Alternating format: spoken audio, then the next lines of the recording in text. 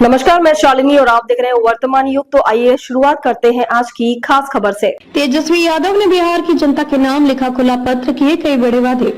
बिहार की राजनीति में एक नई हलचल तब देखने को मिली जब नेता प्रतिपक्ष तेजस्वी यादव ने राज्य की जनता को संबोधित करते हुए एक खुला पत्र जारी किया। इस पत्र में उन्होंने आगामी विधानसभा चुनाव को लेकर न केवल कई बड़े वादे किए, बल्कि मौजूदा नीतीश सरकार की नीतियों पर भी कड़ा प्रहार किया।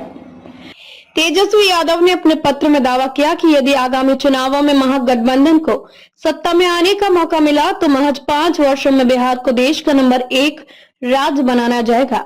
उन्होंने कहा कि महागठबंधन के पास एक स्पष्ट और समावेशी ब्लूप्रिंट मौजूद है, जो सभी वर्गों, जातियों और धर्मों को साथ लेकर चलने के लिए तैयार किया गया है। उन्होंने ये भी कहा कि वे सत्ता में आने के बाद पिछली सरकारों की खामियों को गिनाने में समय नहीं गंवाएंगे, बल्कि पहले दिन से ही विकास, प्रगति और परिणाम आधारित नीतियों पर काम शुरू कर देंगे। तेजस्वी ने यह भी जोड़ा कि उनका इरादा साफ है, ऊर्जा भरपूर है और नीतियां पूरी तरह से व्यवहारिक एवं लोक कल्याणकारी हैं।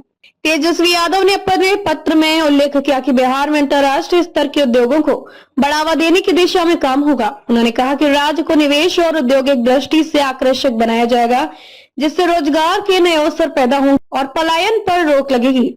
उन्होंने कहा कि उनके पास ऐसा रोड मैप है जिससे मौजूदा सरकार बीते 2 दशकों में भी नहीं बना सकी।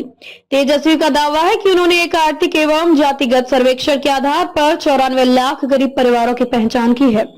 यही सत्ता मिली तो इन परिवारों को 2-2 लाख रुपए की सहायता दी जाएगी। तेजस्वी यादव ने बुजुर्गों, विधवाओं और दिव्यांगजनों की सामाजिक सुरक्षा पेंशन को 1500 रुपए प्रति माह तक बढ़ाने का वादा किया है। उन्होंने कहा कि उनकी घोषणाओं ने सरकार को इस कदर हिला दिया है कि अब वही सरकार उनके वादों की नकल करने लगी है। तेजस्वी ने यह भी संकेत दिया कि जैसे जैसे चुनाव करीब आएंगे, सरकार को माई बहन मान योजना जैसे कार्यक्रमों की घोषणा करने के लिए मजबूर होना पड़ेगा। डेमिसाइल नीति को लागू करने और 65% आरक्षण की बात भी तेजस्वी यादव ने अपने पत्र में की। उनका कहना है कि यह आरक्षण राज्य के युवाओं को रोजगार के मामले में प्राथमिकता देगा और सामाजिक संतुलन को बेहतर बनाएगा। अपने पत्र के अंत में तेजस्वी यादव ने भरोसा दिलाया, यदि उन्हें जनादेश मिला तो वे सिर्फ बातें नहीं बल्कि ठोस कार्य करके दिखाएंगे। उनका कहना है, मैं जवान हूँ, इरादे नेक हैं और वादे सच्चे हैं। खबरों में अब तक के लिए बस इतना ही। फिर होगी आपसे मुलाकात, तब तक के लिए नमस्कार और देखते रहिए वर्तमान युग। ऐसे ही लेटेस्ट अपडेट पाने के लिए हमारे चैनल को सब्सक्राइब करें और तुरंत नोटिफिकेशन पाने के लिए बेल आइकन दबाना ना भूलें। यदि आप हमें फेसबुक या इंस्टाग्राम के माध्यम से देख रहे हैं तो हमारे पेज को फॉलो जरूर करें। धन्यवाद।